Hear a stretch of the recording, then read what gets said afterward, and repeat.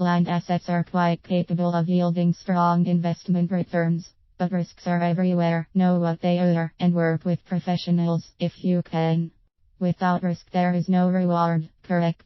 Investors understand the equation well, and financial planners help guide them to achieving the right balance of risk. Not only should the rewards be worth the worry, but favorable returns on investment should be well timed to the investor's needs. What's clear today is that investing in real assets such as land, at a time of exceptionally high demand for residential real estate, seems like a good risk.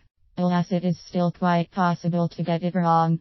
While some of history's greatest wealth has been built from buying, owning and selling land and developed real estate, there are all kinds of circumstances and bad ideas that create unnecessary risk. In addition, there is the dynamic of time. Whether the investor expects gains in the short, medium or long run. Consider the following that could occur to the land investor. Landowners unwilling to sell at a reasonable price. Land that is designated for agricultural use is worth much less than when approved for residential or commercial purposes. An existing landowner may be aware of that valuation difference and get greedy when pricing the land for sale. Seasoned property fund managers would know the level of price tolerance to make asset growth feasible and be willing to seek land investment opportunities elsewhere. Real estate is very reactive to economic downturns. The drop-off in home sales and home building in the UK after the 2008 financial crisis is a recent and clear lesson on how broader economics play a large role in real estate investments. Property investors who sold in 2007 saw great asset growth during the last of the bubble years, while those who were forced to sell in 2009 probably lost quite a bit.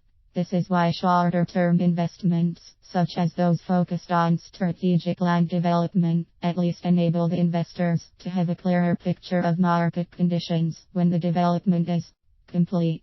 Right, the liquidity of real estate investment trusts make it attractive for the investor who is worried about the aforementioned economic downturns. But because it is traded on the exchanges, the right is also subject to even momentary fluctuations of the markets due to unrelated events. Also due to regulatory setup that renders real estate investment trusts unsupervised by the Financial Conduct Authority (FCA). No complaints to this agency can be made, nor can compensation claims can be made with the Financial Services Compensation Scheme. Ill-advised schemes such as land banking, while authorizations by the FCA provide due warning against this, there remain investments in what's called land banking. This is where plots of land are purchased, where planning permission is unlikely due to greenbelt status, remediation expenses on brownfield land, or simply being too small for development at scale. It makes sense for would-be land investors to engage an independent financial advisor for guidance. A holistic review of an investor's risk profile can help identify when real estate makes sense, be it through either alternative investments in land or buying rental property.